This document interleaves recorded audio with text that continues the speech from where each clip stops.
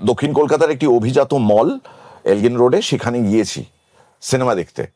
Interval হয়েছে আর আমি বাথরুমে গিয়েছি, তো একজন ভদ্রলোক, তিনি তখন ক্রিয়ারত, বলতে গেলে দেখো বানান ভুল হয় না, ক্রিয়ারত সেই সময়। আমিও গিয়ে তার পাশে, এক সেকেন্ড লাগলো, আমিও গিয়ে তার পাশে দাঁড়ালাম এই বিশ্বাসে যে আমারও ক্রিয়া শুরু হয়ে যাবে, তার থেকে একটু দেরিতে, কিন্তু হবে তো বটে।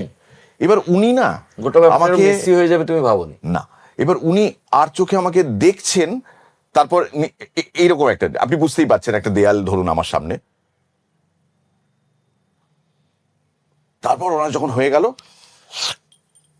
দিয়ে আমি বুঝতে পারছি, কারণ আমি তখনও ক্রিয়ারত, উনি আমার পেছনে দাঁড়িয়ে আছেন, এবং আপনার পেছনে দাঁড়িয়ে কেউ যদি আপনাকে ওয়াচ করে, একটা সিক্সথ সেন্স তো থাকেই। এই ক্ষেত্রে ওটা 666 হয়ে গেছে, আমি তো বুঝতে পারছি ও এক্স্যাক্টলি কোন দিকে তাকিয়ে আছে। এবার আমারও হয়ে যাওয়ার পর ক্রিয়া কমপ্লিট, আমি ঘুরেছি,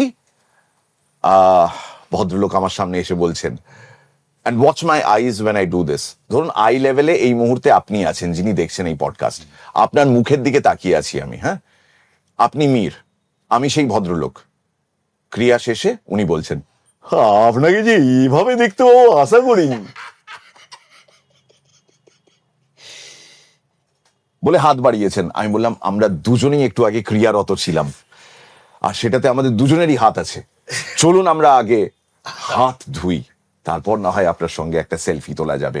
সো এইগুলো হয়েছে, এগুলো হয়েছে আমার তারপর জীবনে। টায়ার্ড লাগছিল? তারপর টায়ার্ড লাগছিল।